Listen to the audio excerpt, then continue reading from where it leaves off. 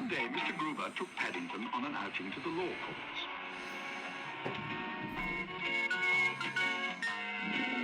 I think you'll find it interesting, Mr. Brown, he said. It's a bit like watching a television play. Wait here, and I'll see if I can find you a good case to watch. Paddington thanked Mr. Gruber, and then settled down to a quick sip of some of Mrs. Bird's steaming hot cocoa. To his surprise, he'd hardly begun when he heard his name being called. Calling Mr. Brown. Calling Mr. Brown. Here, is your name Brown? Because if it is, they're waiting for you. Mr. Gruber must have been quick, exclaimed Paddington. I don't know about Mr. Gruber. It's old Justice Eagle trying the case today, and he don't like to be kept waiting. You best get a move on. I'm sorry, Mr. Eagle, called Paddington. I'm afraid my eyes got steamed up. Your eyes got steamed up? Upon my soul, in all my years as a judge, I've never heard of that as an excuse before. It's not an excuse, Mr. Eagle. It's the cocoa. Do you swear? Paddington gave the man a hard stare. Never. My Aunt Lucy taught me not to. Silence in court. I see no mention of an Aunt Lucy, Mr. Cloudsworthy. Do I take it the prosecution are not going to call her? To tell you the truth, I don't think she would hear you if you did call her, Mr. Eagle. She's in Peru. Aunt Lucy is in Peru? I find this very hard to accept. With respect, my lad, I don't think she's important. Aunt Lucy's not important, exclaimed Paddington. She brought me up. Quite so, but we have a very big case here. I've got a small one. It's got a secret compartment where I keep all my important papers. Really? I thought perhaps it was when you kept your briefs. My briefs? But I'm only here for the day. Silence! This is no laughing matter. Briefs are papers lawyers bring with them when they attend court. Oh, I don't have any of those, Mr. Eagle, said Paddington, but I've got some marmalade sandwiches. Is this really part of the evidence you're submitting, Mr. Cloudsworthy? A bear's sandwich? We'd better mark it Exhibit A. I'll examine it more closely later. Mrs. Bird will be pleased, said Paddington. I don't think she's ever had any of her marmalade exhibited before, especially in court. In that case, we'd better call her. Perhaps she can throw some light on this unfortunate affair. Call Mrs. Bird. Call Mrs. Bird. I don't think she's here either. I expect she's out shopping with Mrs. Brown. Mrs. Bird's out shopping? Really, this is intolerable. Is there no one here today? You could try Mr. Gruber, said Paddington. I know he's here. At least, he was. Call Mr. Gruber. Call Mr. Gruber. Good gracious. I'm afraid, said Mr. Gruber, there has been a slight misunderstanding. As I'm sure your lordship realizes, there are a good many Browns in this world. I believe this is the one you really wanted to see. Mr. Justice Eagle looked at Paddington and then at the exhibits in front of him. It's been a very trying morning, he said, in more ways than one. I think perhaps it's time we stopped for elevenses. Paddington was most impressed at the thought of a judge knowing about elevenses. Perhaps, Mr. Eagle, he said, you'd like some more exhibits. There are lots more where this one came from, and I don't suppose I shall be coming to court again for a long time.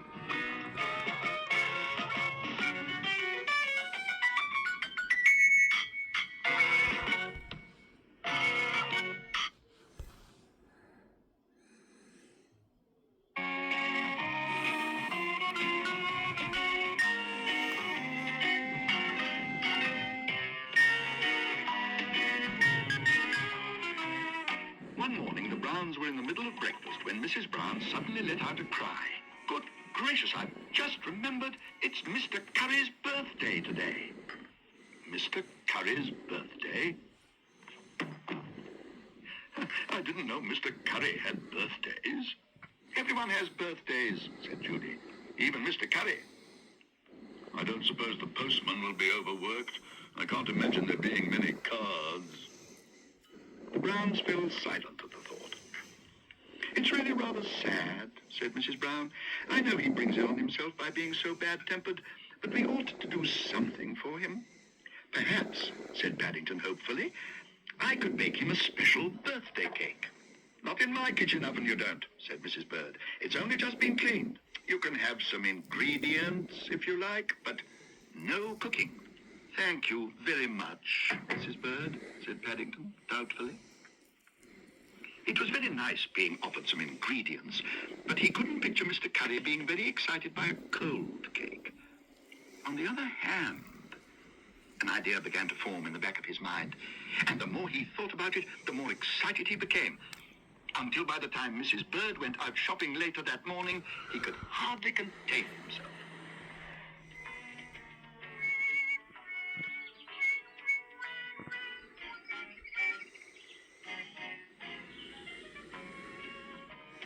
Mr. Brown had an old field oven in his garage. It had once been used for picnics, but that was long ago. Now, it was more of a toolbox than an oven. All the same, Paddington felt that given enough ingredients, he would be able to make a very good cake indeed.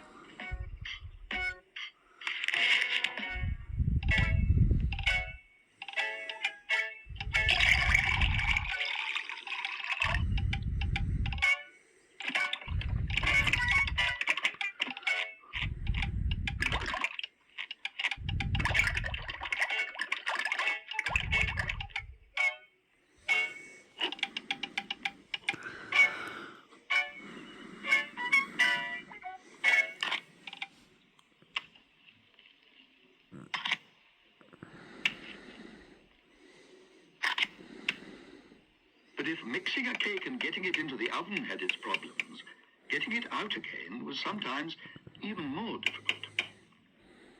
And with a large bowl of icing sugar waiting to be used up, he wasn't quite sure what he was going to do. Mr. Curry gazed down at the cake Paddington had made for him. It's very kind of you, Bear, he said. Very kind indeed. It's untouched by hand, said Paddington eagerly. I did it all by paw. Yes. Well, I didn't put any candles on top in case the heat damaged the ceiling. What's that? What do you mean by that, Bear? Are you suggesting... Perhaps you'd like to cut the cake, Mr. Curry. Yeah, all right. But special occasions demand special tools. I brought my best knife along. Oh, dear, I shouldn't use that if I were you, Mr. Curry. Nonsense, Bear. Stand back. I know what I'm doing. It can't have set that hard. Hasn't been time. Oh, Bear. Look at my knife. Paddington did warn you. Whatever did you make the icing with? Well, said Paddington, it's not so much what it's made with, Mrs. Bird. It's what it's on. I couldn't get the cake out of the oven, so I decided to leave it inside instead. It's what's known as a door cake. It saves having a cake tin, and it stays fresh for ages, if you give it half a chance.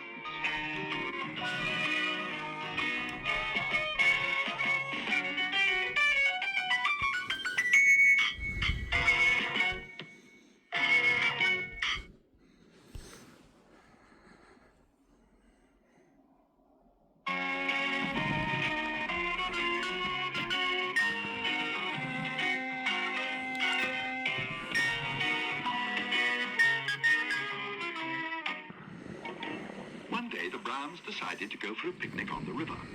It seemed like a good idea at the time. It was a nice, sunny day, and they hadn't been on an outing for a long time.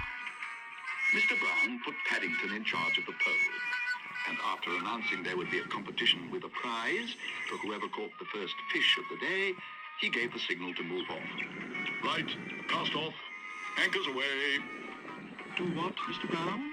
Called Paddington. That means we're ready to go. Put the pole in the water and push, called Judy. Oh dear, said Mrs. Brown. I'm sure something awful's about to happen. Don't worry, Mrs. Brown, said Paddington. Bears are good at punting. Oh. Help! Help! Mercy me, cried Mrs. Bird. Don't worry about the gramophone, Henry. Do something. How can I? Paddington's got the pole. It's all right. Somebody's coming to the rescue. They're grabbing hold of him now.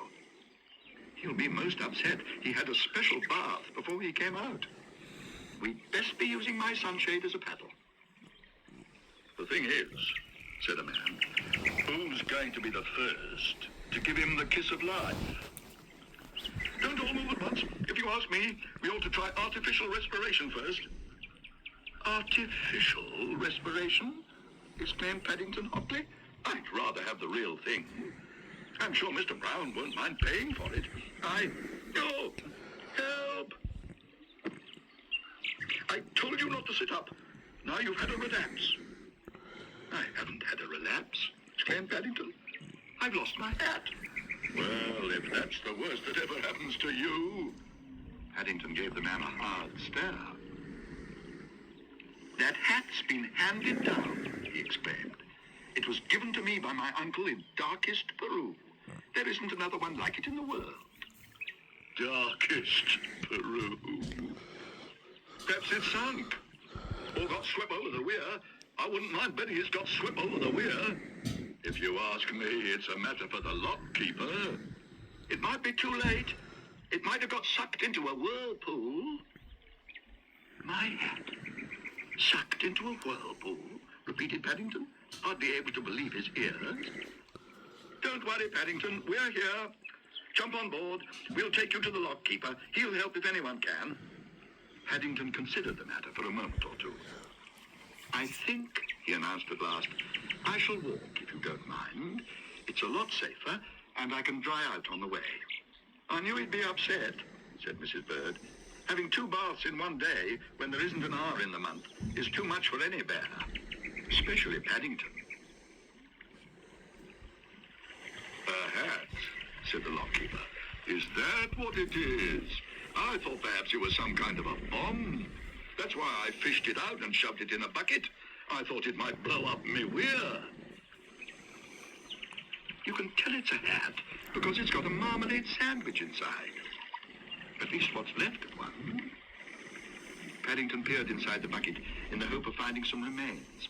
And as he did so, he nearly fell over backwards with surprise. Guess what, Mr. Brown, he exclaimed. I think I've won the prize for the first catch of the day. Look. Good heavens, exclaimed Mr. Brown. Do you see what I can see? You just can't compete, said Jonathan. And he's got a free hat wash into the bargain. I expect, said Mrs. Bird, they were after your sandwich. Fish like bread. Perhaps, said Paddington, I won't have any 11s after all. I shall save myself for 12. I don't want to spoil my picnic. Picnics make you hungry. Especially when you have them out of doors.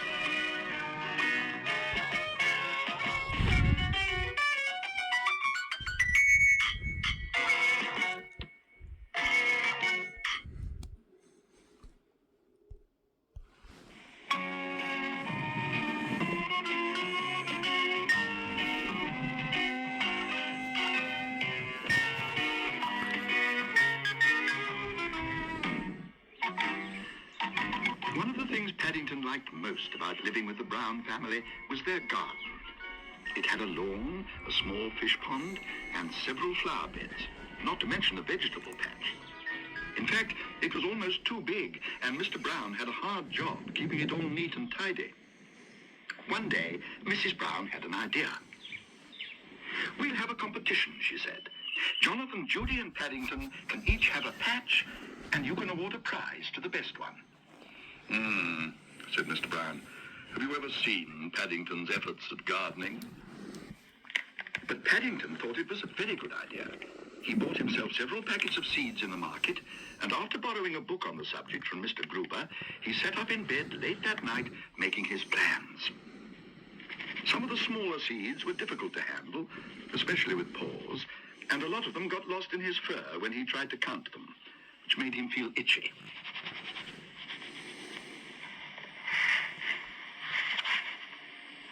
So he tried reading the book instead. Mr. Gruber's book was called Gardening the Easy Way by Adrian Crisp. And if the pictures were anything to go by, the book certainly lived up to its title. For Mr. Crisp seemed to spend most of his time sitting in a deck chair, taking a long view of things before he actually set to work. It was all very interesting, and Paddington soon fell asleep. Early next morning, armed with a large jar of marmalade and a pair of opera glasses, Paddington set off towards a nearby building site so that he could take a long view of the Browns' garden.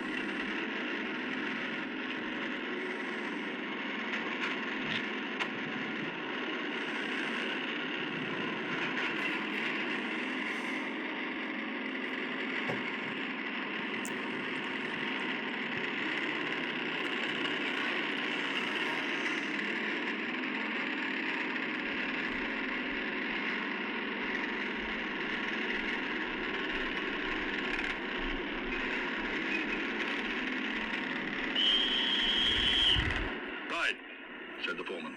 All hands on deck. There's a young bear, gentlemen, here. What's lost some very valuable chunks in our concrete, and I want it sorted out before it sets hard. Oh dear, said Paddington, addressing the world in general as the men set to work. I hope I'm not going to be in trouble again. He tried peering at the view through the wrong end of the glasses in the hope that it might go away, but if anything, it seemed to get worse. Marmalade chunks, repeated the foreman, as Paddington explained matters. Do you mean to say we've been looking for marmalade chunks?